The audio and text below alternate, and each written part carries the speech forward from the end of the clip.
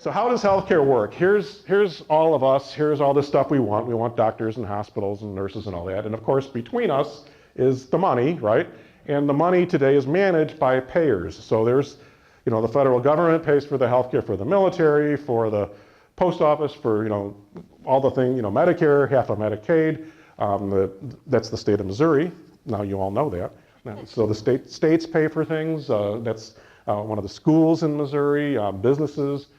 St. Louis business, I'm kind of, I guess, welcome to St. Louis. So these are all called payers, right? So our system today is what's called a multi-payer system, and this complexity is expensive. Complexity is always expensive, and the complexity corrodes quality, and the complexity leaves gaps that people fall through. So this is today's system. We're the only country that organizes healthcare finance in this way. And what I propose to you is we should get rid of all that. Oh, and so here's how this works. We each pay each of those companies a certain amount, so there's complexity there. Then they each have to have contracts with each of these things. It's a mess. This is how it works, and this is the really simplified version of how it works. So how could it work? You could get rid of all that and just have us pay into the federal government through our taxes, and we'll talk about specifically what that would mean.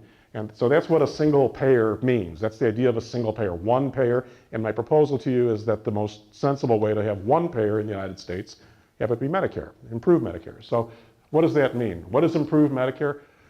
There's a couple major things that need to be improved about Medicare. The first is, of course, what I started with, the copays and deductibles. So when you hear us saying improved Medicare for all, one of the most important things is to get rid of those copays, get rid of the deductibles. Not cost anything when you go to the doctor, not cost anything when you go to the pharmacy, not cost anything if you have to go to the hospital. Get rid of the copays, get rid of the deductibles. And if you do that, then there's no longer a market for a supplement or for an advantage plan. So first thing, there's a number of things, we'll only talk about two. The first thing is improve Medicare by getting rid of the copays and deductibles. The second thing is there's important things that Medicare doesn't cover that it should.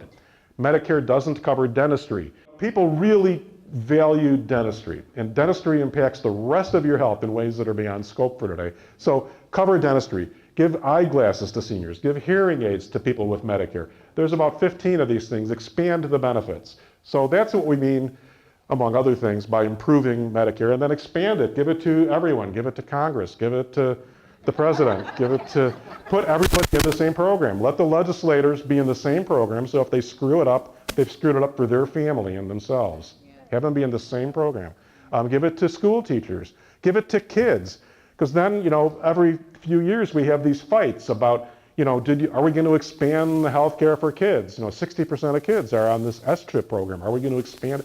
Stop having those fights. Put them in the same program. Give it to low-income people and high-income people. And then you don't have to figure out who somebody is. You don't have to worry that they're bouncing in and out of the right income level. We wouldn't have those fights because everybody would be in this program. That's not just to be nice.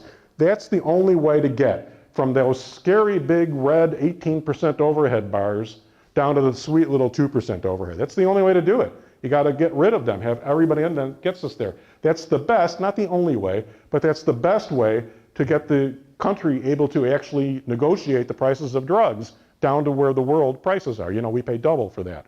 Our prices are double. So that's the best way to do that. And it creates a large risk pool, which if you're an employer, really matters quite a bit.